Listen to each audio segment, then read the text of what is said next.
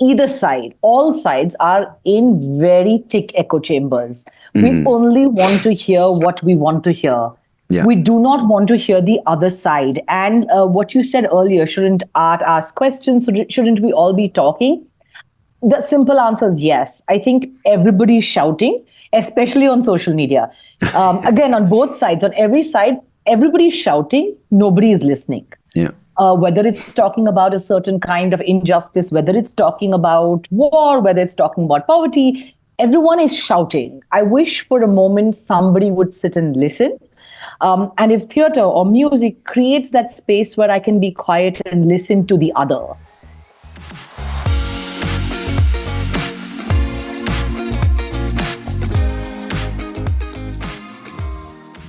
Hello and welcome back to another episode of the podcast. I'm Sandeep, and probably saying my name every time on every episode pisses the hell out of you. But hey, you know what? It's better than saying like, share. See, clearly I can't promote my own. Like, share, subscribe, guys. Click on the link below, never to miss an update or an episode. But you know, in the pretext of saying that, I already said it. So fucking how brilliant is that? Hey, you know, the thing is spreading the word to people who trust you to share stuff that they think that you think that they will like. Why did I make an unnecessary statement which could be simple, so complicated? Basically, if you pass on stuff to them saying, hey, this is a good listen, they might take it with more sincerity and they might more listen to it. What the fuck are you doing today, Sandeep? Anyway, what I meant is if you pass on something to them and you say, hey, give this a listen, they're more likely to listen to it than an algorithm or some marketing thing which is being pushed out there on social media. So do share the videos, do share the links to the audio, which is the podcast in itself. But of course, us Indians are like, no, it has video. But then I thought it's laughing stock, but clearly Spotify wants video. And so does every other podcast platform. So maybe I'm the fool who's not catching on. Anyhow, this is available across platforms, I think everywhere from Substack, if you're on Substack. It's also available at, I should know this, what do you call it? On Apple, on Google, on Spotify, on Ghana, on JioSaavn. Wow, that's crazy. And of course, if you are watching the video, you can check it out on YouTube and you subscribe to the channel. Appreciate it. Now, today, I'm talking to an artist from Bangalore. And why is it important to talk to an artist? Because I feel there's a lot of noise around art right now, right? What you can say, what you should say, how should you say it? What's the medium? What's the preferred medium? Now, of course, with technology in the mix, it's like, how do you create? When should you create? NFTs, all these various things, copyright issues. And you have things where is AI going to take over art? And is it generating all these images which are not real? Is the human potential for creation being taken over by an intelligence which is being artificially created by other human beings? So all these things are relevant. And essentially, as an individual who's an artist today, what is important to you? How do you protect yourself? How do you ensure that what you want to say, the questions you want to ask, the questions you want to kind of contemplate, how do they get told? And how do you tell your story? Or is it just the echo chambers that are being celebrated? Or is it just that what you hear online where it's like, oh, you know, it's only the woke being heard, or it's only these kind of artists that are being celebrated, it's only these agendas that are being pushed? What is the reality? Well, to talk to me about that today, I've got Anuja Ghosalkar, who's the founder of Drama Queen. It's a documentary theater company. She's based in Bangalore. She's, of course, also an author. She's a theater artist and a lot more. And we talk a lot about these topics that intrigue me, concern me. So what's the future of art? What can you, as an artist today, look forward to in the near future? And how do you protect yourself as an artist? So many things that we don't understand happen to us before we know it as artists, right? We have these companies who make us sign contracts. We have these individuals who say they'll promote us. And the next thing you know, everything we consider close and near and dear to us is taken away under the guise of contracts, brands, etc., etc. Great conversation for everyone, including, or maybe especially, artists. And I'm sure you'll enjoy this conversation because its relevance is quite, well, timely, and I think essential to address in a time like this where there's so much noise. Let's whisper, let's be subtle, and let's be, as Anuja says it, and you'll hear it, graceful in what we do. Well, thank you as always for tuning into this podcast. I appreciate it. And until next episode, take it easy. Good luck. Cheers. And enjoy the conversation with Anuja Ghosalkar. Anuja, thank you so much for joining me today on the podcast. It's a pleasure having you here. Yeah, likewise. Thank you for having me. I'm glad to be here. Yeah. Lovely. First of all, I didn't know you were in the audience that day when I cracked that silly joke. So thanks for bringing that up in the email saying, I really thought that was just going into the ether, being unappreciated. But clearly there was someone who, picked up on it and said, is that really water or booze in that bottle of mine? So thanks. I haven't done stand up in a long time, and just hearing that one chuckle takes me a long way. So appreciate that. I'm glad. Right. So can I ask you, we were at the same conference, which was climate change and art. So in what way were you involved in that? Because, when they called me and said, can you come and speak on this panel as a stand-up comedian? Or before that, they said, can you perform a stand-up bit? And I said, I don't have customized material for climate change, right? Even though I don't customize, but at the same time, I felt it might be more interesting to kind of be a part of a panel. So that's how I came there, because I'm curious about conversations with people in different spaces. But in what capacity were you invited to speak at this climate change conference? No, actually, I wasn't invited to speak. I came as an audience member. Okay. I came as an audience member because I'm an artist. I work in performance making, and climate change, is of interest to me. And a friend of mine, his film was showing as part of the climate change festival.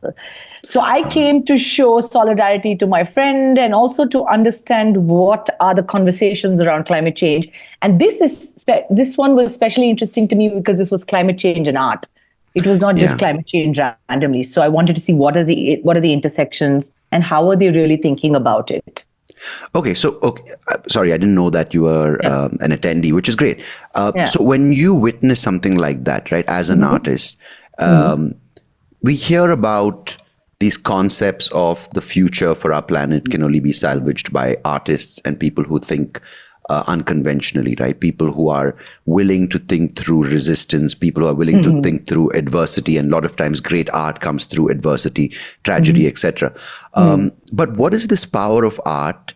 And if you want to maybe define it in the modern context with the way technology has sort of become such an integral part of art, because, you can obviously refer to the likes of the Da Vinci's and the Picassos and say that's art, or someone else will say, it's the architectural design that defines a cultural context. But just in a sense of where we're sitting today with the ability to create, the ability to also rely on technology to help us create, maybe I wouldn't say a definition, but maybe a sense of what is art for the present day society, and maybe what present day society needs from art.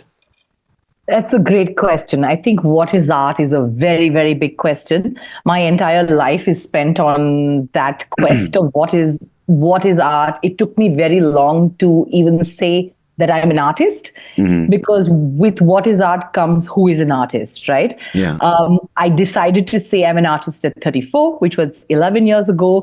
It took some courage because I think the artist has a great deal of responsibility. They carry on their shoulders.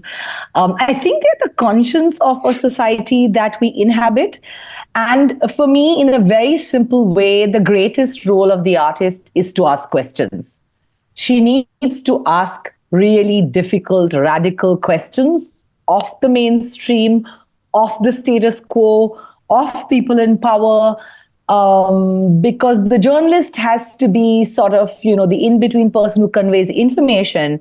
But I think it's incumbent on the artist to ask difficult, good questions to the people on one side, so to the audience. So they're making the audience also think and sit up, and on the other side to the powers that rule us. So that is the really critical role of the artist.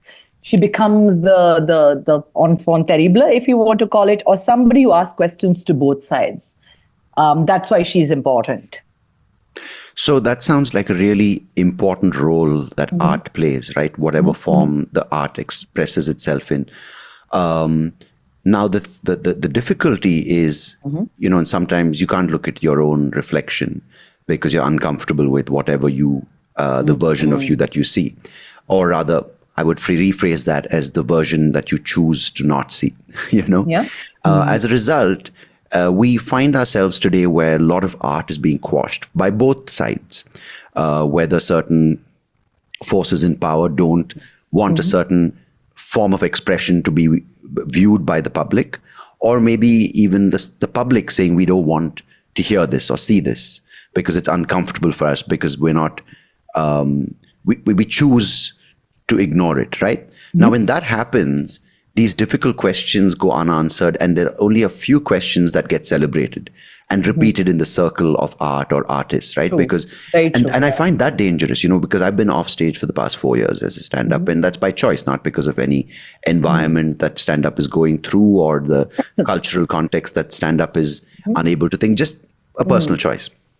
But when I listen to discussions, and stand-up's my space, so I'm more prone to listening to conversations in that space, there's this perception, I don't know if it's the reality, but the perception that there are few places where you shouldn't go as topics for a stand-up comedian to crack jokes on, right? And whatever it may be, and for me, the primary thing, whether I'm a conservative or a woke comedian, whether I'm a male or a female comedian, whether I'm a comedian who's marginalized or Indian or whatever it may be, I think the primary thing for a comedian, spoken word artist, is to make people laugh.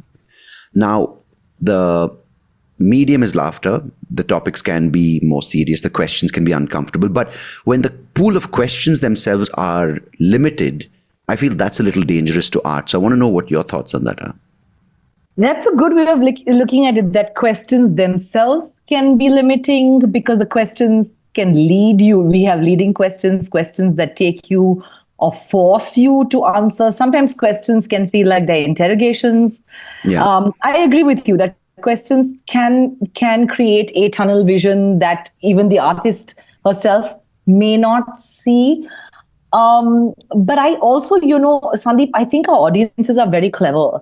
The minute we start to corner them, there is a kind of pushback, whether the pushback is in that they will not laugh, or whether the pushback is that they will not receive your work in a way that you want them to receive. I think the audience is way smarter than artists give them credit for. And this is not just a ticket buying audience. I feel this relationship gets fraught when the artist or the performer and the audience has a transactional relationship. If they have a relationship that's not just on the ticket pricing, now you entertain me, it would be much more interesting to see if the artist is responsible for what she's saying. The audience can ask questions back. Then it becomes slightly more complicated and complex. And actually, a lot of times when you do live performances, the audience will tell you if they like your line of questioning, if they don't. Hooting, clapping, whistling are all signs of feedback in the moment. Absolutely. So not for a moment am I saying that the artist alone should ask questions and she should not be questioned. Not at all. But with the live arts, especially stand-up or theater, it's very fine. You can start to tell if somebody yawns, if someone looks down, you're getting feedback every second. So I also believe, I should add that caveat that I also believe that the audience has great agency. If they choose to walk out and leave or clap or applaud, is already telling the artist if her questions are good, bad, uncomfortable. So yeah, you hit the nail on its head. And I do think the audience has agency. They can ask questions back as they should. Yeah. Because, growing up for the longest time, there was a certain style of theater which was inspired by the West End, it would either be a Shakespeare production. And a lot of the old school artists, theater artists, would be inspired from that era. And that's changed now to a lot more regional adaptations, a lot more performances in regional languages, which is a great sign for a society, right? To hear your stories in your own language and to kind of bring that back to life, whether it's the story of Tagore or whether it's whatever the play may be about, or maybe the performance is about. So I'm purely from the school of thought that sometimes if I don't agree with something, I want to watch a performance about it, if I don't know enough about it. And I feel that's the responsibility where the artist is like, this is the topic that I want to talk about, whether it's my interest in wildlife or this is my interest in in child development or in special children with special needs, and I want to do a play about it, or I want to talk about family disputes or domestic abuse. And it's uncomfortable, right, for anyone to watch that, because especially if you haven't witnessed it firsthand, hearing these stories is essential for a society to talk about these things. You go out of the play or you go out of the performance saying, but what I find sometimes a little scary, I'm not saying representing for, this is a question on behalf of all artists, but just, isn't it good to have everything spoken about and discussed as an artist? Everything, because that represents all aspects of humanity. Now, whether it's, someone talking about the plight of the Hijra community, or someone talking about the plight of the red light district in Calcutta. Now, one is educational. Second is also bringing uncomfortable topics to the forefront, right? Because talking about human trafficking through art is, I think, so important, right? I mean, art could be anything. Could be a book, a lecture, could be a documentary, could be a play. Yeah. And by the song, by a song, exactly. And I sometimes just find nowadays, is there a certain tendency to celebrate a set of topics and say the artist who spoke about that is great, while demonizing certain artists for talking about something? Now, I don't know whether it's politicized, whether it's the right and the left, and I don't want to speculate, but what do you feel over the course of the years you've been doing this? Has there been a certain leniency and a certain encouragement of certain spaces and topics, and a certain demonization of others? Yes, of course, there are topics that are demonized and certain topics are celebrated. But Sandeep, I also think, because I think that's largely because either side, all sides are in very thick echo chambers. We only want to hear what we want to hear. Yeah. We do not want to hear the other side. And what you said earlier, shouldn't art ask questions? Shouldn't we all be talking? The simple answer is yes. I think everybody is shouting, especially on social media. Again, on both sides, on every side, everybody is shouting, nobody is listening. Yeah. Whether it's talking about a certain kind of injustice, whether it's talking about war, whether it's talking about poverty, everyone is shouting. I wish for a moment somebody would sit and listen. And if theater or music creates that space where I can be quiet and listen to the other, or listen to the other side, I think we'll move forward. And the other danger I have with this notion of safety is, art is also meant to take risks. If I'm always going to tread on what is safe for me, how will I ever get exposed to something new? It's not to say that people who are differently abled or women should feel attacked in the spaces there. That's not what I mean at all. I mean that we also need to shake ourselves out of the echo chambers that we are in, whether it's social media echo chambers, whether it's WhatsApp, whether it's our building societies. But if there is a space, whether it's a music concert, I can hear something that someone else is saying, which I may not agree with. I think that site is exciting, because if we don't listen to the other, there's a danger that we'll only be hearing our own voice.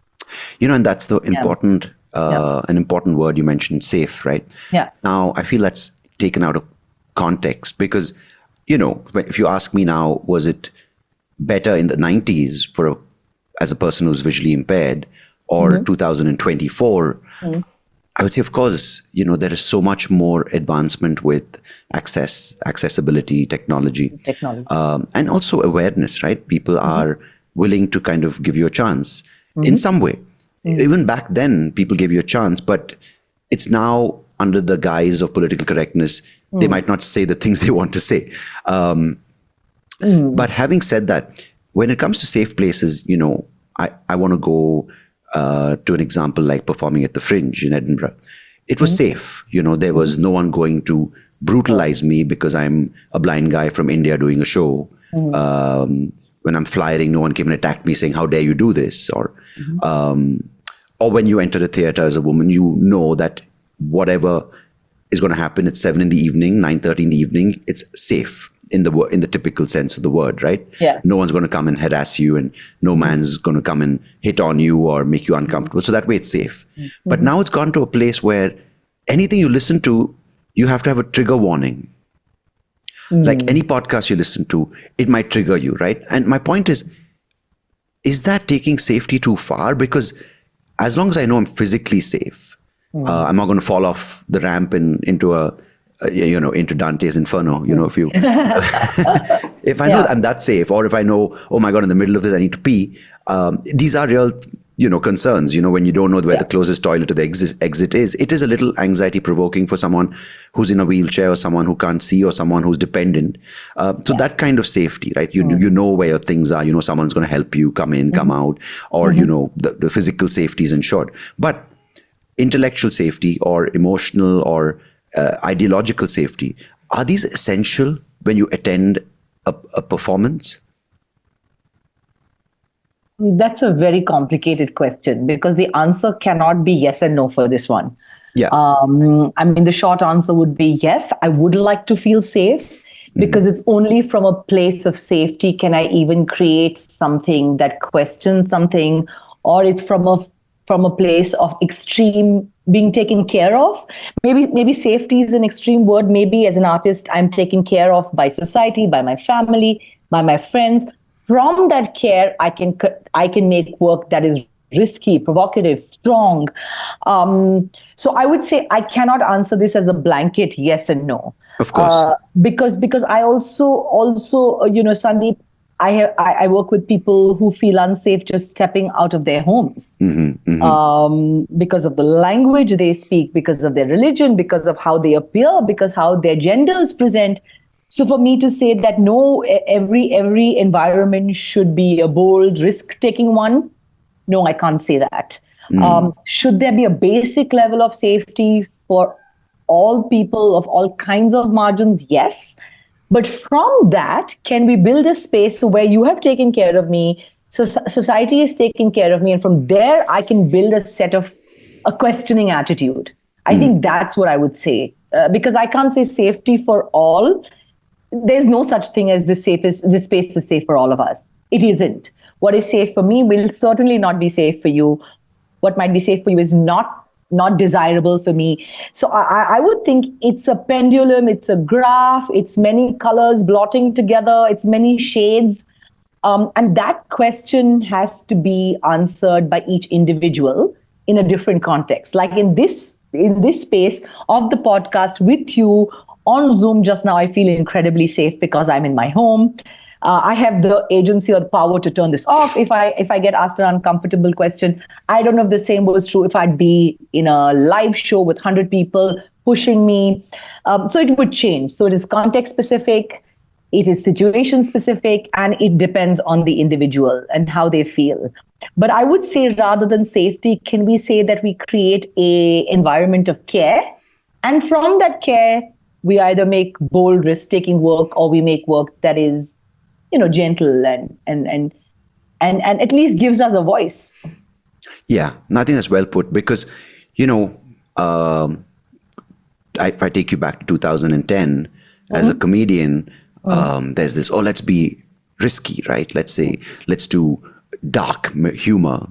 And under the guise of that, you just say stupid shit, right? and I'm saying this as someone who maybe, who might have done it, but when now I kind of go watch a comedian, or when I put on that hat, I'm like, what is the reason for that, right? Is it just to say, I can crack a rape joke, right? To be that one cool guy that people are like, he's anti-establishment. But I'm like, no, because see, the thing is that I haven't experienced it.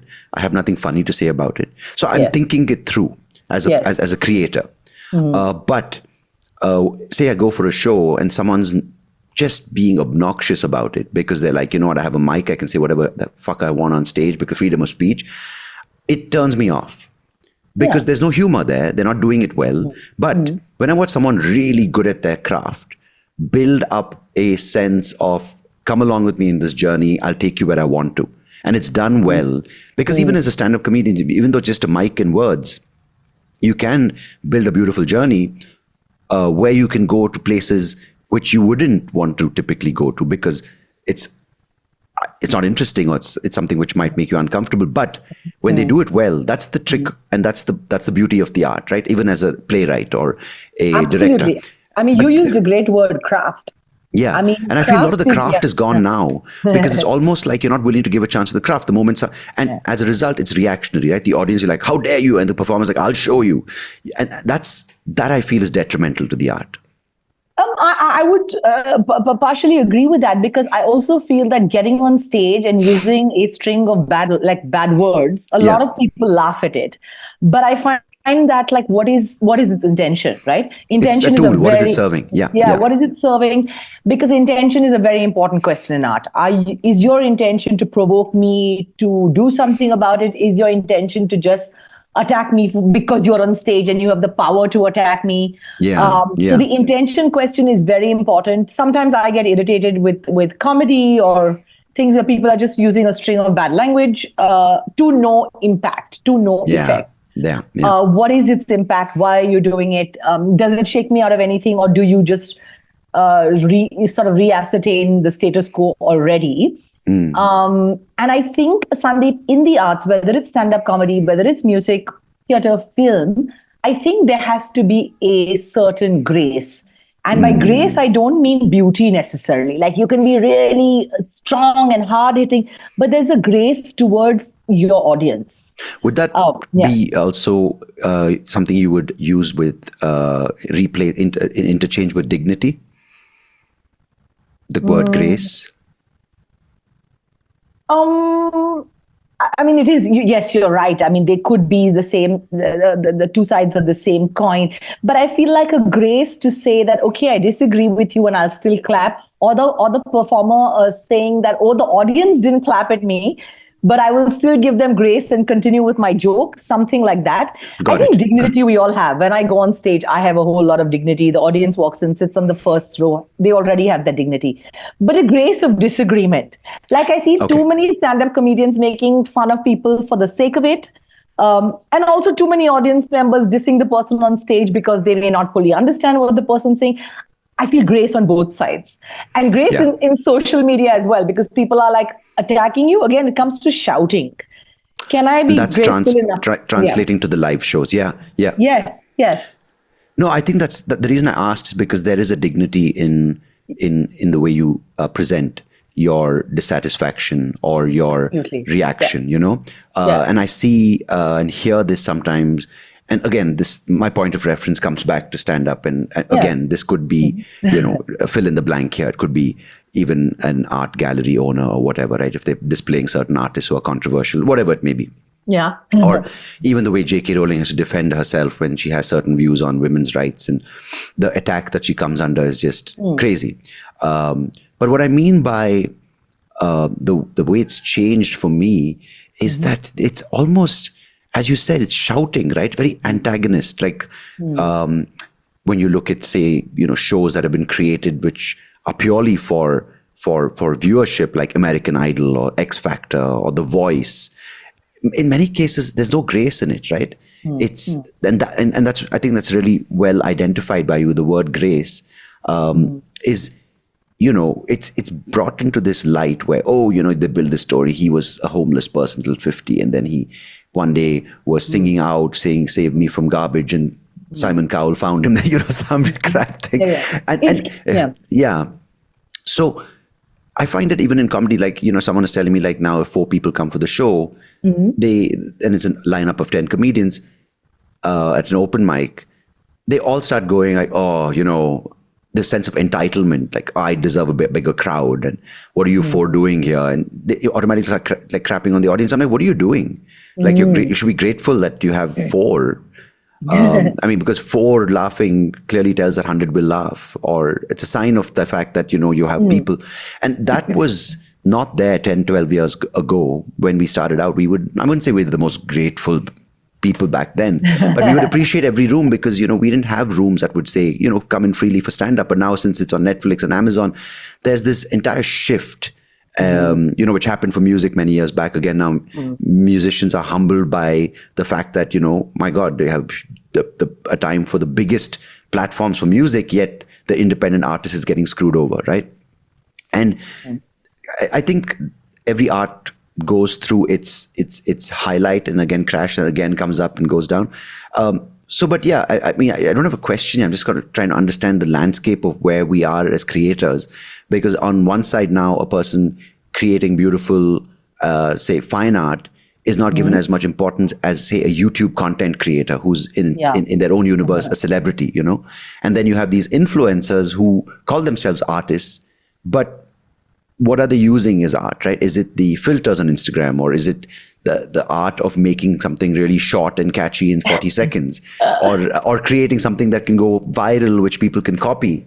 Like, clearly, you know, sometimes that's why I asked you up top, but what is art now? Because someone trying to do a bucket dance and that going viral is, you know. But Sandeep, yeah, sure. Like for me, see, this is, how do I say? Because if a large number of people enjoy it, right? For a long time, it is, I mean, I'll tell you, it took me so long to call myself an artist, because to be an artist, to say I'm an artist is also a slightly elitist position, right?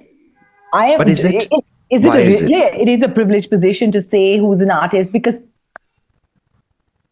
it takes a lot. It takes a lot financially. It takes a lot in terms of craft. And who am I to say somebody else is not an artist? Right? That I agree with. Agree with. But why is an artist perceived? And I'm not disagreeing. I'm asking you, why is an artist seen as a privileged position, or a position of elitism? I mean, if I'm saying it's a position of elitism if I say I'm an artist and you're not. Okay, like when I start to say only I'm an artist, like talking about the YouTubers, and I've thought of that quite a lot. I consume all of it. I watch a lot of YouTube. I also TikTok. So here's how I'm positioning it. So I think everybody should be an artist. Yeah. But in training, you will be like, no, but only some people have the craft to tell a story well, have the craft to make good music. And therefore, only some people are artists and some others are not. And as a young person, maybe I'd thought of it like that as well. And this is true of, let's say, classical music. You learn classical music for 22 years, 30 years, and then you're like, I will go and sing a song. They train heavily, and the others who sing pop music or do karaoke are not artists. Now, I think that has changed in the last 7 to 8 years because of social media, right? Absolutely, yeah. I think it has taken us closer to the population, to the common person. And I want to imagine that that's also allowed, that's also legitimate, because the minute I or somebody like myself or like us becomes the purveyor of what is art, what is not, there's a censorship. There is a hierarchy. Yeah. And the one thing that I do not ever want to become is the person who becomes a gatekeeper of hierarchy. Absolutely. Yeah. In that position, I got what you meant by elitist. Because then might be a danger that we lose something. That we say more like it's only people like us. And when you start saying people like us, that's very dangerous.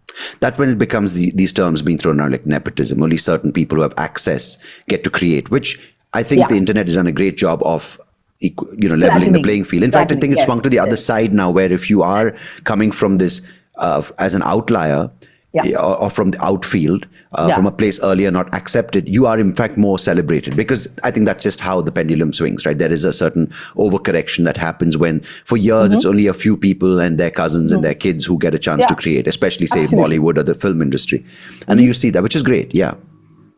And I also hear the other side, because I see the amount of, how to say it politely, amount of not good material there is out there, and not good is putting it gently. You mean the bullshit that people pass off as comedy? Yeah, I can say, don't worry about it.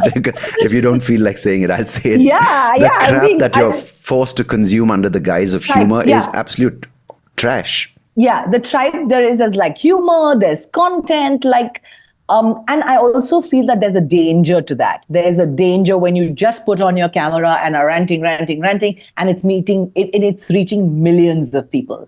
Because the young person who's 13 years old watching it and you saying something against women or a certain community has an impact. That's what I meant by intention. What is your intention? There's a great book called The H-Bomb, written by Kunal Purohit. It's about pop in a certain kinds of pop music, pop poetry, and pop publishing in a world that is small town India, that is Hindi speaking, and the impact it has. A song can go viral overnight. So I think I say this with caution, that of course it should be open to everyone, but at the same time, the amount of influence, and that word influencer is actually not to be used lightly. And that's what scares me, right? When you have someone today promoting, maybe it's a pretty woman or a fit guy or whatever it may be, right? And today they're talking about how they got fit, which is their story, which they're absolutely entitled to talk about. But tomorrow they're promoting weight loss powders. Tomorrow they're promoting this thing about anti-animal cruelty. I'm like, okay, these are good messages, but how, when that power goes to your head, next thing, what path will you go down?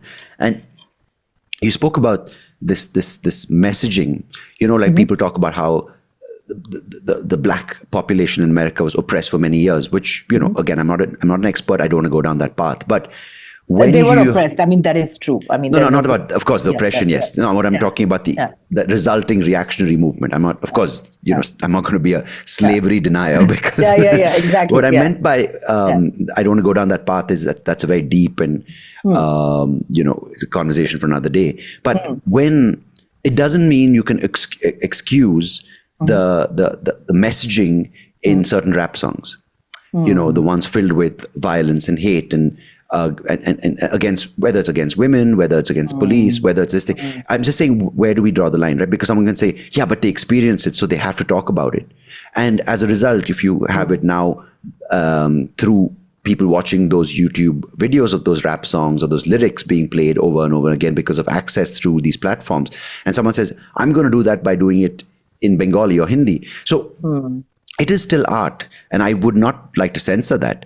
But what does that involve, right? Because as you said, if it's repeatedly being played to an uninformed mind, an immature mind, say someone who's 45 sitting in an IT company. I wouldn't say young, I'd say mature, who's 45 sitting saying, good point. And I think that's, again, like, again, I'm not the gatekeeper, as you rightly pointed out. None of us should be the gatekeeper. But you have someone now saying, oh, because this movie had, 5 F words, we're going to censor it. But someone showing something inflammatory under the guise of ideological progress, they would say, what is, what should and what shouldn't be censored, or should anything at all be censored? I mean, from an artistic point of view and idealistically, I would say things should not be censored. Yeah. But I work with young people, so I also know the kind of impact some kind of lyrics have, or some kind of art, or popular culture, let's say. I think that's a much more better word for this kind of conversation that we're having about these particular things can have.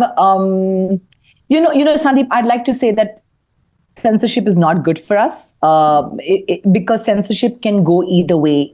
If I say censorship is okay, tomorrow my words will be curtailed. That day won't be far. I don't think it is far, where a sort of liberal persona like mine will be curtailed. So I'll put myself out there and say there should not be censorship of any type. But what we need to do as a society, as people who are responsible for young people or immature people or minds that or even ourselves, is that we need to have mechanisms in society that allow us to make decisions that are good for us. That allow us to exercise our agency. I keep coming back to that word because I do deeply believe in each individual's will to make the decision, because for the large part they should have it, or we create a space where individuals make their own decisions. So I would say we create circumstances around it that allow young people or just people to make well-informed decisions. Because with censorship, there is a great danger. Because if I say today censorship should be allowed, then I'm no different from the other side that says, yeah, of course, then I tell you don't talk. Yeah, it's like the what you in 1984, the George Orwell book, like you can only watch this movie which the state allows, right? Exactly. Yeah. Exactly. Yeah. So I would still go and say, no, we should not have censorship, but we need a lot of good social fabric. We need good material in the soil to nurture this kind of independent thinking. And then if you still go ahead and make those decisions, then, well, yeah. Sorry, just to close this point, that's the thing about free will, right? That's the thing about both of us having choice. I will make the choice I will make, and so will you. Should I crucify you for that? My answer would be no. Yeah. Okay. No, well said. I think because this point you made about grace, I'm still thinking about it, and I really like it. That's why I asked whether it's dignity, because in my head, there's a dignified way of doing things. Or as my mom's generation would say, very cultured. I don't know. I never understood what that meant, but very cultured person. Me neither. Actually, me neither. Yeah. He's a member of the club, very cultured. Like, he goes home and beats his dog, but very cultured. That's class related. Yeah, that's class. Yeah. And thank you for bringing that up. I don't mean grace as a classy thing at all. Yeah. Everybody, and maybe it's connected to dignity, of course. Yeah. I think classy is also something that needs a change in the way it's looked at, right? Because just because someone's from IIT Madras and I am Bangalore and they have a job and they attend the art gala, doesn't mean anything. It doesn't mean classy at all. Doesn't mean anything. Yeah, absolutely. Because now there's people with the most money or the most unclassy people, and that's why when you said grace, I was also asking dignity, because there's. I just want to say one thing when you said class and money, because you see how many big cars there are in Bangalore, right? And yet how many people are flouting traffic rules and how many people are honking. Ergo, I mean, money and the class you come from actually is not connected to a grace at all. Just wanted to finish. No, absolutely. Because there are people with a love for cars who will be as graceful in a car or as in a rickshaw. It doesn't matter, it's how they associate. Yeah. But what I find with this notion of money is that, there is or was a certain notion that if you charge, say, 5,000 rupees for a ticket, the people who come for your shows will be of a classy audience. And someone in fact said once, Sandeep, when you're branding yourself, who's your audience, right? Mm-hmm. And typically the amount of money comes, right? Because if you charge 99 rupees, you'll get riff-raff. If you charge 5,000, you'll get the creme de la creme of Bangalore. And I'm like, I don't want the creme de la creme because it's not defined by money. No. In fact, it's defined by the theater where you have the thing, because it attracts that kind of person. Now, we can keep, how much we price points as a conversation for maybe a little later. But this idea of grace is, when I haven't watched too many movies in my life, but say when I watched Pulp Fiction, right? Let's just go to that example. It's some of the most gruesome scenes, right? But would you say someone like Quentin Tarantino, just, as someone we know, as a dear friend, like, I don't know, I'm just trying to understand, because now with the sort of the democratization of filmmaking, where anyone with a YouTube account and a camera and a need to tell a story can do it, which I think is great. Yeah. But one extreme you have that, like other extreme you have the likes of your Martin Scorsese or the legends in Hollywood. Again, I feel like how you said, if someone just picks up a camera and says, let's just make a movie which is anti-Brahmin, anti-Muslim, anti-women, they can do that. And YouTube will host the movie, unless, of course, it's flagged for really violent scenes. But it doesn't mean just because you can, you should. Or can you? Wow. Just because you can, you should. But let me reframe this, okay? My question to people who do because they can is that, can I become an engineer? Can I go build a car? Can I operate on somebody? I cannot. Yeah. I don't have the craft, like we were saying earlier. I don't have the skills to become an engineer. I can't code, but I can study code quickly. So in the same way, I don't know why when it comes to art, people think like, okay, I can also do it. Yeah. Just because I can. Yeah, just because I can. I find that a little scary, because there is a process to it, Sorry, not to interrupt, but just to... No, not because I'm always worried, Sandeep, that I say that I'm an artist or not. And that's not what I'm saying at all. It does take time. It requires a certain investment of your energy, of like skill. But I have friends who will disagree with me and say, no, everyone's an artist. And art is not like science, which is also valid, right? Art is I don't think so, because when you don't put in the time... When you don't put in Yeah. the time to your art, you're doing a disgrace to it. You're doing a disgrace to the people. I'll give you an example, and this is personal, and of course it hurts to talk about it because, I mean, it doesn't hurt like trauma, but it is pretty close to it. Yeah. I put together a show back in, I forget, 2016, 17, because I was doing stand-up for about 7 years by then. I had done 3 years of improv, and I was like, you know what, let's do sketch comedy. So I wrote this show along with this guy called Export Rejects, right? And we decided to, go put the script together. I kind of wrote it, and we rehearsed it in my house, and we said, let's just put it up at Jagriti. Oh, nice. Okay. In Bangalore. I mean, we got it because of my reputation as a stand-up comedian. Jagdish and Arundhati were really sweet to give me a slot on a Wednesday, I think. They are very nice people. Lovely people, right? Yeah. And lovely, as you said, safe, encouraging place. Yeah. After the show, I was like, please don't ever give me a stage for this show or this kind, because I did it injustice, you know. There were a couple of scenes which were funny, but I was like, this was totally unprepared as a sketch performer. I had no business doing it. But then on the flip side, about 6 of us came together, put this show called the IT Show. For short, it was called Tits. And we did, I know, very, very cheap thrills. It was 6 comedians putting together a sketch show, but not in its thing, but it was such a laugh because we did it as stand-up comedians without taking ourselves seriously. So I realized that's where grace is, right? The performance, the due process. And I hadn't done the script justice, I hadn't done the rehearsal justice. And that's when, if I say, just because I can, I should. And because of my relationship with them as a comedian, I got a stage to perform. I shouldn't have done it. And that's where I self-check myself. That's great. Yeah. That's great. And I feel that's Thank where you. it's important. Yeah. Because, you know, when you go watch, say, you know, a musical and get inspired by it and saying, I can, then do the damn due diligence to put in the work. Because then you see, you know, as I said, I've been for a few plays which have come from at the Chowdaya, and, you know, you get to say, oh, they can do it, I can do it. Okay. But, you know, there should be amount of self-check. Yes, there should be self-check. And I wanted to say that this thing about because I can, I should is not just to doctors, engineers, professions that are sort of like white collar, but it's also, I can't be a carpenter.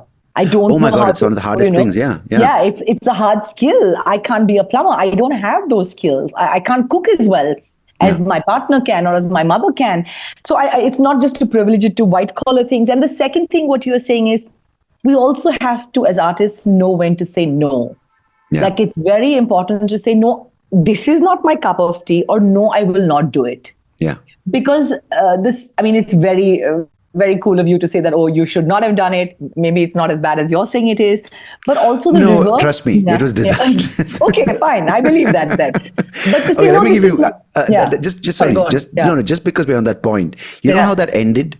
That 6 sketches ended with 2 of us wearing wigs and air guitaring with a computer keyboard and a broom to Queen's Bohemian Rhapsody. It was that bad. Okay. I need to see it to believe it. I won't take your word for it. It's never going to happen again. No, never good. Okay, good. But good that you said this is not for me. Because I think that's important. Because even as people who are creative people, and I think that's also the proliferation of like, because I can do it, I'll sing also, I'll make a YouTube video, I'll do stand-up comedy, I'll be a health coach, or what is it called, lifestyle guru, and evangelist of how people should lead their lives. Because there is money, because what you were saying earlier, you know, Sandeep, I think all of this is also connected to this whole capitalist system that we all are part of.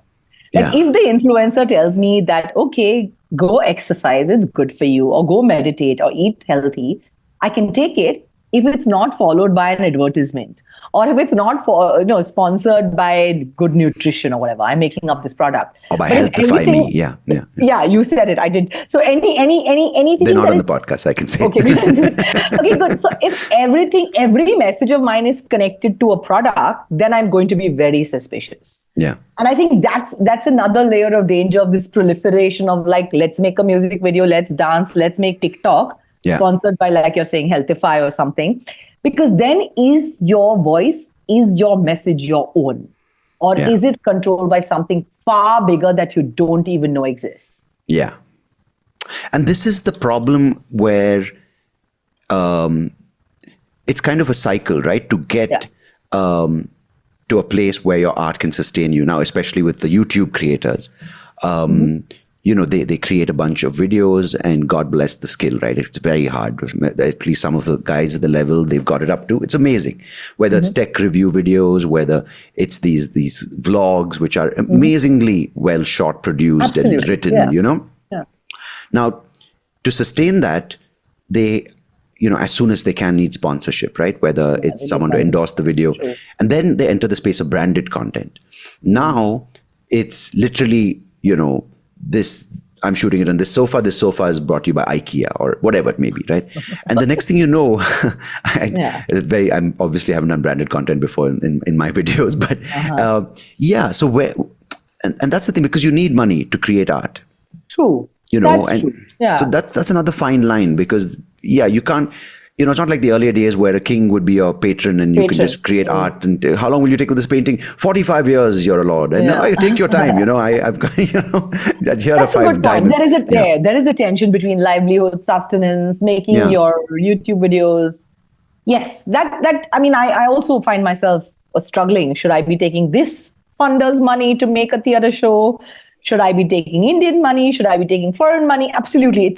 And yet the truth is we do need money, not to live a good life, but even just if I have to support my mother, if I have to buy medical insurance. But yes, you are right. People do need money. And who am I to say that they shouldn't have that? Yeah, no, and I don't demonize anyone for doing the money thing. Yeah. It's just the funny thought came to me when they said the sofa you're sitting on is IKEA. There's a fantastic film called The Truman Show. Yeah. Of course. Everything Truman does is sponsored. He's living in a big fat advertisement. That's a great movie. Yes. No, and I think that's where we're heading. Exactly. Because when I watch these golf influencers, right? These kids who are damn good at golf, they haven't turned pro yet. And they do all these really well shot videos. They're giving you good golf tips. But then you should see, one day they're in Hawaii, one day they're in in some other exotic destination. And everything, their clubs are paid for, their air tickets are paid for. And I'm not saying it shouldn't be, but if you look at then in art, when I come back to the example of stand-up, will it ever, when you have shows like the Comic Stan and those kind of huge endorsed Amazon original comedy shows, I think there is a little restriction on what you can say, because there are lawyers involved, and the moment lawyers are involved, nothing good happens. Yes, I did say it, and because that's true. You're very right about that. You're very, very. I agree with you there. Yeah, and that's scary, right? Because I wouldn't say scary. I'm using the word scary quite often, and I don't mean the word scary in its true sense, but it is a little disconcerting or a little concerning when everything you say is being documented and written off, and your lawyers. Again, it's needed. You can't just say, I'm not going to go through lawyers. The next thing you know, everything you take.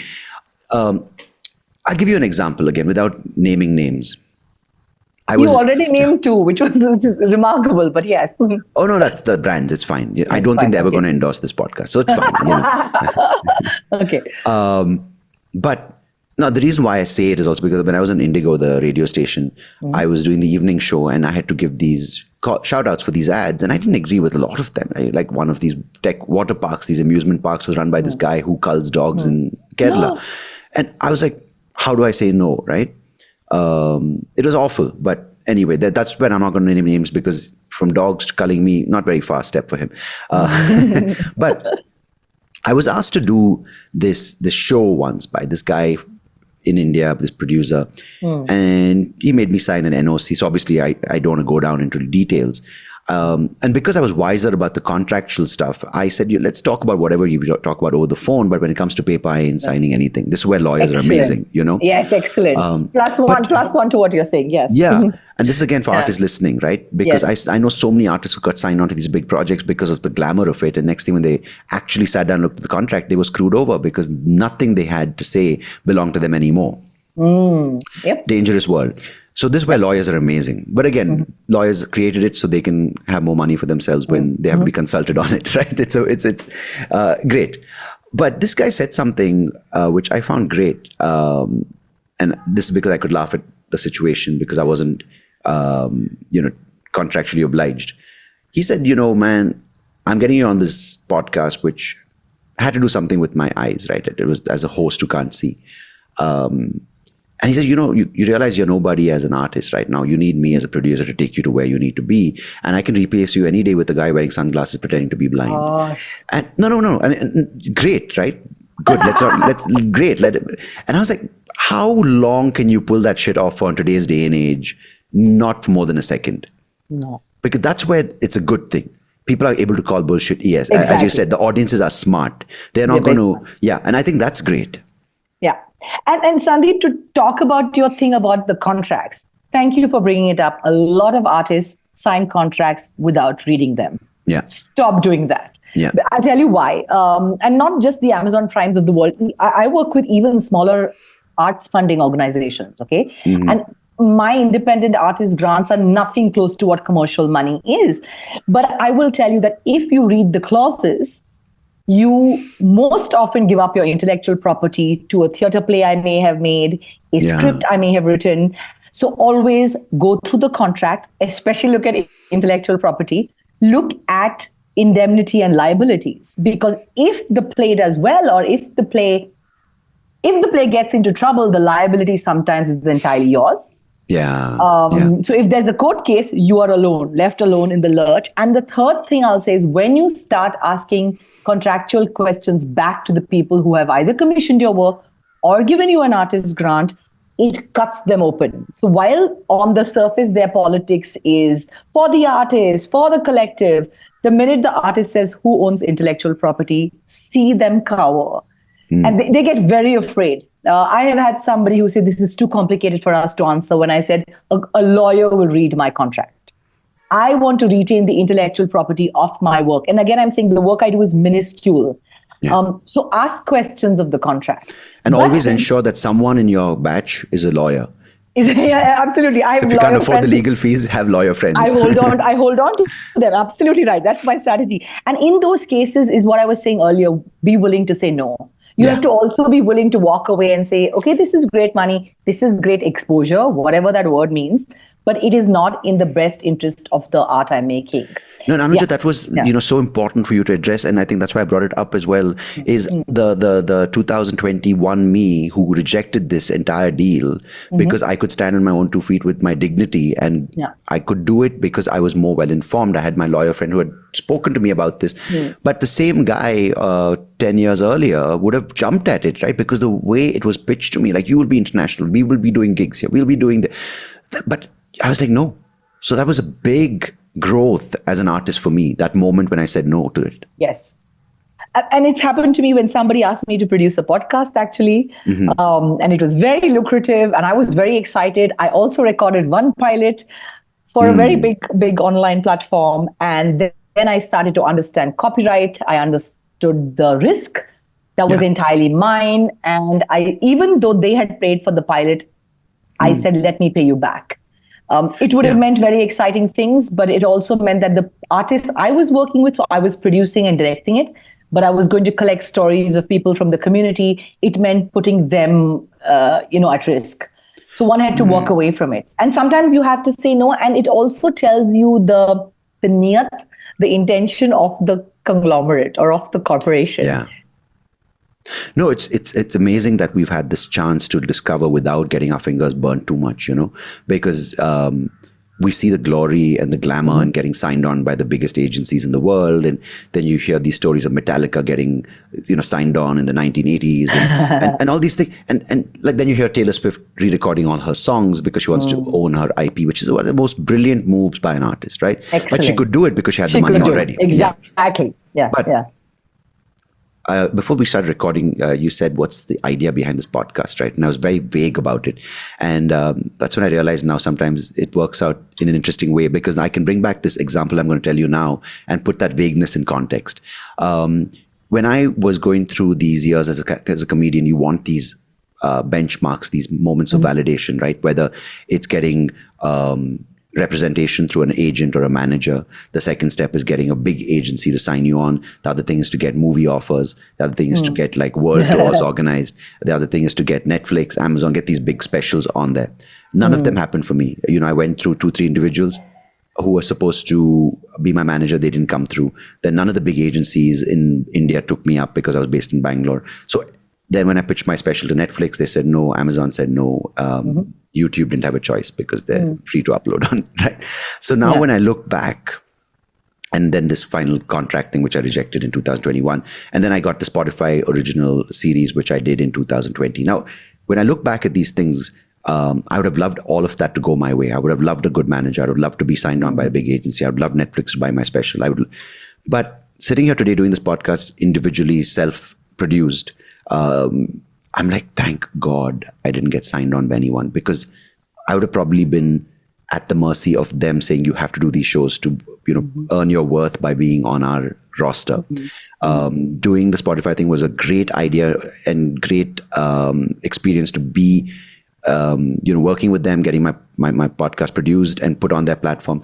But it also showed me that you're at the mercy of their discretion. They're like, no, this episode's too long, cut it by 2 minutes, you have to cut it down, because the contracts on their team are so big, their legal teams, So sitting there today, the way things, it didn't pan out the way I wanted, but I'm so glad it didn't. So that's why I'm saying, that's the weird way. More power to you. Yeah, more power to you, because it takes a certain amount of courage. It also takes a certain amount to say that, no, I will reach lesser people, because I know, especially in stand-up, numbers are a big deal. Yeah. In theater, we always have small numbers. But this year for myself, I'm willing a musical, because everybody keeps saying to me, your practice is so niche. It is so intimate. So this year I want to make a, 3,000-seater musical. It's never happening. If you need an opening act as a comedian, I'm always there. maybe I'll take you up on that. But more power to you, Sandeep. Really, it's hard. Because it's very hard. Yeah. Very hard, because you feel like you're being left behind as everyone zooms past you. Yeah, very true. But that's what I said, right? When in the beginning, before you look back and you say, oh, it made sense now. But if you kind of let go and trust in yourself, which you don't see in the moment, the plans you put for yourself sometimes might get you into trouble, or might not be the plans that are meant for you. But if you just let kind of things happen to you and take everything as a learning, and take even rejection and adversity as a learning, which is not easy. Again, none of these things are easy. Then when you kind of sit at the but you sit in 10 years down the line and look back, you're like, what a brilliant journey. It's tough though. It is very tough. What do you turn to Sandeep when you feel really low in the moment? Because what you're saying, I suppose, to our age group makes sense. But to younger people, they want to see returns very quickly. It's hard for them to say no. What is it, something that you individually say, okay, I've said no to this, I feel low today, but I feel good about X. In the moment, how do you console yourself? I think I still feel like that, at times when you kind of have committed to, say I'm doing the podcast now, I have, 2 years I've invested time-wise. I've put in a dedicated episode. Every week I dedicate to putting out an episode. And still it's not the results that I would like, I think the things that really help me are having a set of people I trust who, I think the first thing is, why am I doing this? Because I got caught up in that entire rigmarole of success and failure and being at the mercy of external forces towards like 2019 in stand-up, where, you go for a show and you do really well and someone's like, yeah, but it's only for 40 people. This guy's doing it for 2,000 in this theater in Delhi. So when you are not kind of looking at this from within, and only seeking external forces for validation and approval and success and appreciation, that's when you're in trouble. When you're kind of saying, I'm doing this because I enjoy it, I feel it's a good form, medium for me to express myself. I think I'm doing a good job, getting better as I do more. And you look at the strengths you have, as opposed to you're doing it because you're trying to fill a void and insecurity that you have. Like, say for example, like I can't see. And I'm saying, because, I can't see, but to feel good, I have to make movies because sighted people make movies. I'm obviously working from a place of scarcity, But if I'm a guy who genuinely likes making movies, or I'm a guy who's blind but loves photography for the love of photography, then I'm not going to be too fazed by other photographers. So like that, if you kind of say, okay, these are the things I have and I'm going to use them to kind of experience life. And if you're an artist, then you experience life by creating art in some way. I think that helps. Automatically, you're coming from a place of, the grounding's a little more solid. And I think having a set of people who are, their love for you, their trust in you, their faith in you, their friendship is unshakable based on whether you achieve or not. That's so important, right? Because your self-worth is not, let me put it this way, who you are is for them irrespective of what you do. Yes, beautifully put. Thank you. It took time, but I'm so glad that I have those people in my life, because otherwise I remember going for parties and people are like, oh my God, here comes Soapy, the comedian. And if I didn't crack jokes, they're like, dude, what happened, man? You lost your sense of humor. I'm like, man, can I be Sandeep the guy or Soapy the guy who just ends up having a good time as opposed to being the funny guy? And then I realized I wanted that. So I created this in their eyes and then I let them down. Yeah. So it's all self-doing. Thanks. And plus 1,000 for having good friends. I mean, I underline that a lot. It's important to have good friends. Yeah. Yeah. And you need support, and I think the biggest support comes from first, as I said, looking at yourself from within and starting the journey there. Because if you're doing things because other people tell you should, if you're doing things because you think that other people will respect you for that, then you're automatically starting off on a shaky foundation. Well, anyway, I want to talk about a thing. I think we've already gone over time. I don't think it's over time. I don't think there was any time to start with, but if you're getting late. Documentary theater, what is that? Documentary theater, thank you. I'm trying to write a book on what documentary theater is so that the people who ask me this question will have read a bit more. Hopefully the book will be out in 2024, end of this year. Oh, lovely. So documentary theater is a form that I stumbled on precisely for all the questions we discussed leading up to this podcast. I wanted to tell my own story. I wanted to make less perfect but freer theater. So as the name suggests, the documentary is to do with the document, and it can be a paper document, it can be an image, a memory, a metaphor. It started with the story of myself that I wanted to tell. And it is also process-based. So I like to put stuff that is not finished, so not a finished, completed product on stage. I often invite the audience to look at my process. And that's sort of my feminist form, which is unfinished, sort of cooking in public, if you will, of my artistic process. That's one way of looking at documentary theater. The other way of looking at documentary theater is a counter-narrative. A counter-narrative to mainstream grand state narratives that we are being fed all the time by mainstream media or in textbooks. So to work with little histories. So I work with people's smaller stories, personal stories that could very gently challenge a predominant narrative. And lastly, for me, the way I'm looking at my documentary theater practice is that it's a whisper, which means, like I said earlier, I don't want to shout. I want to talk softly and I want people to come closer, because you really have to stop talking, go closer to someone, trust them and listen to their stories. In very short, that's what documentary theater is. But like I said, there's a whole book, so it's far more complicated. But just between, like for this audience, it's to do with personal stories and biographies. No, it's beautiful. I think the thing for me is I don't use big words because I feel sometimes you're expected to as an artist, right? Like nuance, and people are like, wow, he said nuance. He must be really a good artist. I like that word too much. I know it's not to self. I try not to use that word. Yeah, I love it too, but it's just sometimes, overuse. Yes, yeah. I know. It happens to me. Having said that, subtlety, I think is very, very nice in art, the gentle touches and the grace. And I think it's so cool to have someone doing this because, again, the moment you do a play, people are like, when you're going to do it at, the NCPA, or when you're going to do it at the 1,000-seater, or when you're taking, when you're taking it to Broadway. Which again, I think is hilarious because someone's like, I took my show to Broadway. Then I realized after going to New York, Broadway goes from Manhattan all the way to Albany. It's a damn long road. So where in Broadway did you perform? Well said. Yes, well said. And also, documentary theater, I forgot to mention, it's not a single playwright writing a story. It's many people. It is a series of collaborating eyes that make a story.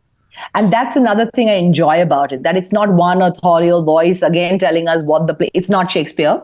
It's not one male director or one male writer. It's many voices. That's another thing I enjoy. And I don't think I'm ever going to Broadway because I don't make shiny products. I call you to see the seams of my sleeves. I call you to see the stitching. Right. And that's, again, I feel a movement which is happening to this, when everyone's shouting, as you pointed out just now, and it's the glittery stuff that is being picked up and, kind of fought over, whether because it agrees or disagrees or offends or doesn't offend. And, you have the guys doing the Madison Square Gardens and people doing the ultra massive arena tours. I think there's also, I noticed this thing to this, I wouldn't say reverting, which is, sense is a negative thing, but I think there's this shift towards against the smaller rooms, Yeah. Someone talked about the true 1,000 fans or the 1,000 true fans, as opposed to getting 1 million views. It's get those 1,000 people on your team who support you for the work you do as an artist, as you grow, as you evolve, as you make your mistakes. They are in it with you because it's you, as opposed to the 1 million who love your special today, but the 2 million who hate you because you changed your style, And I think that's something which you mentioned, the whispers. It's getting smaller, getting more intimate, as opposed to just the typical arc of, I started at an open mic for 5 people. Now look where I am. I'm selling out 1,000 tickets in an hour, which, again, there are, benefits to that. But I think with everyone having a chance and everyone, just because they can, they should. I think this is important, to recognize in an artist that, there are ways to find fulfillment and also be heard if you do it at these scales. And I think that's really awesome. You're doing that. Thank you, Sandeep. Thank you. And you're doing that as well. More power to you. Yeah, the standing up and saying no. Yeah, whispering on a podcast. Yeah, the 3 people who already can hear me, they're like, what is he saying? Can you increase the volume? But Anuja, it's been a pleasure chatting with you. Thanks for taking the time.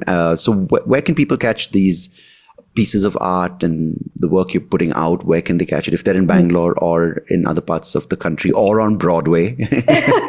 In 20 years on Broadway. No, my next show will be at the Satyajit Ray Film Institute in Calcutta. So I'm coming to Calcutta with a show called Lady Anandi Redux, which is sort of my opening show that set me on this journey, and it's part of a conference that they're doing on film restoration, run also in collaboration with the Film Heritage Foundation from Bombay. So Satyajit Ray Film Institute in Calcutta on 19th of March, and then I perform in Bangalore at the Museum of Art and Photography. I was going to ask you about that MAPS, right? I was going to ask you what your thoughts on that space are. We need a whole podcast for that, but I like the people that work at MAP currently, the young curators, the programmers. It's a beautiful new space, of course, and they've been patronizing my work now. This is the 2nd year in a row. And I pretty much go and say what I want to. I can be critical of them as well, which is very exciting. So the show there is on 13th of April, and it's called I Promise the Bearer. And it is about, okay. Yeah, and it is about making money. I make money on stage. I make fictional currency to say that the greatest act of fiction ever created was money, for which we fight wars, kill people. So I Promise the Bearer is in MAP on 13th of March.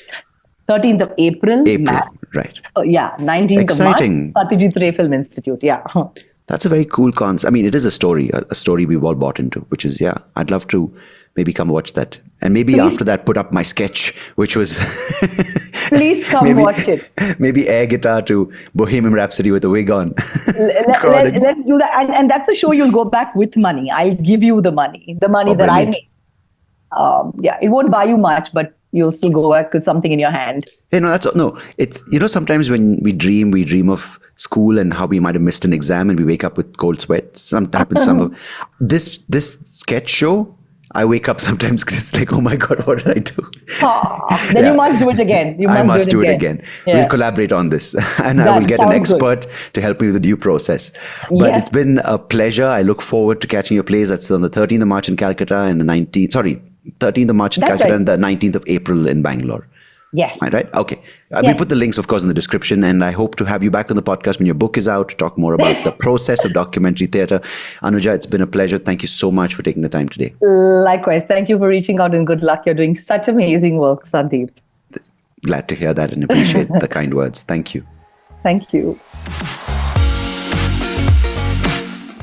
Hey, thank you so much for listening to this episode. If you liked what you heard, please do check out the other episodes on YouTube or wherever you get your podcast. And I would much appreciate it if you could like the video, share it with people who you think might enjoy it, and of course do subscribe to the channel, because it will help me and the podcast grow and reach more people just like you. So thanks again. Appreciate it.